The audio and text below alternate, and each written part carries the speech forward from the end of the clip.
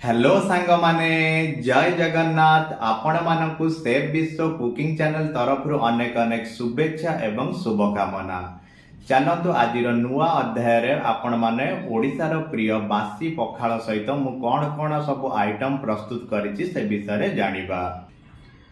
देखंतु ये होची बासी पखाल को मु राति रे पानी रे भिगै कि रखी देछि। एथिरे टिके लेंबू कंचा लंका लेंबू पत्र एवं लुण पकईकी यहाकू खाइबा आमे माने। एवं बासी पखाल सहित मु मिक्सचर बड़ी चूरा पांपड़ लेंबू कंचा लंका इत्यादि व्यंजन प्रस्तुत करछि। एवं यह सहित आलू चोखा रे मु पियाज लंका गुंड कंचा लंका सोरिष तेल लुण पकईकी यहाकू भल भाव में चोखा बनै देछि। चलतु एबे आमे डेरी करबा नै पखाल आमे खाइबा। प्रथम टिके लेंबू टिके भल भाव में चिपुड़ी देबा। यहाकू भल भाव में आमे पखाल बासी पखाल सहित मिक्स करबा।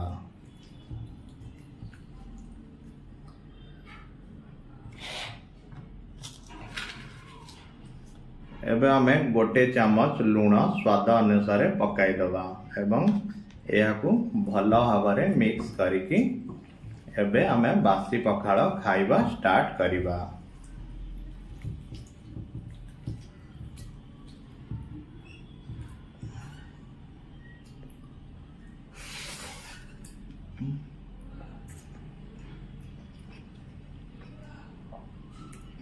ओडिया मानकर प्रिय बड़ी चूरा,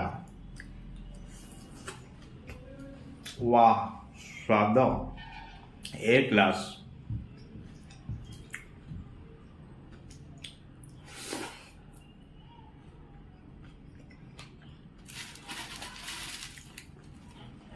मिक्सचर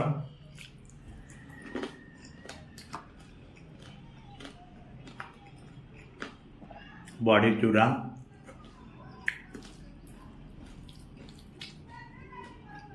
आलू चोखा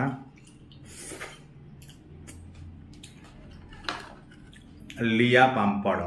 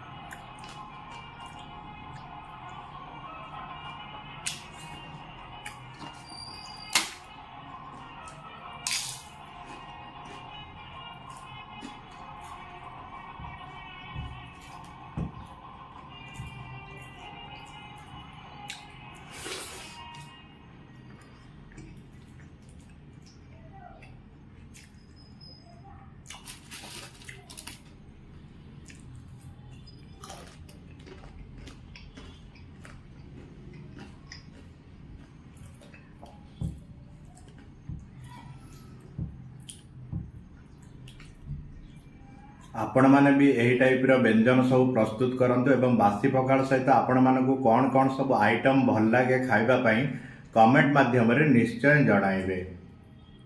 यह खाइबा द्वारा हमर पेट बहुत ठंडा रही थाए।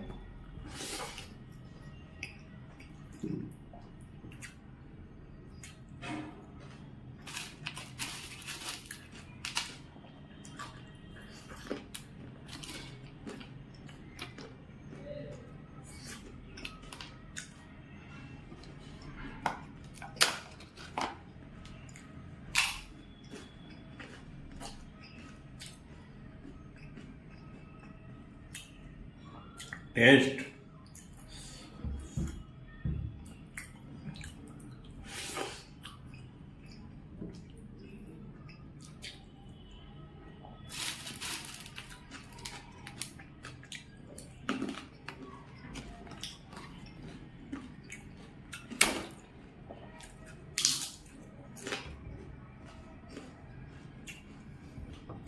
चलतु एबे टिके तोराणी आमे बासी तोराणी पीबा।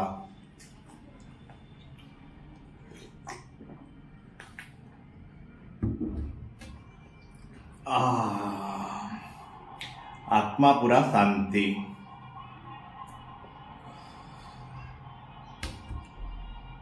भिडियोटी आपण मानकु भल लागिले चैनल को सब्सक्राइब करिया पई जमारू भूलिबे नै एवं लाइक शेयर निश्चय करिवे।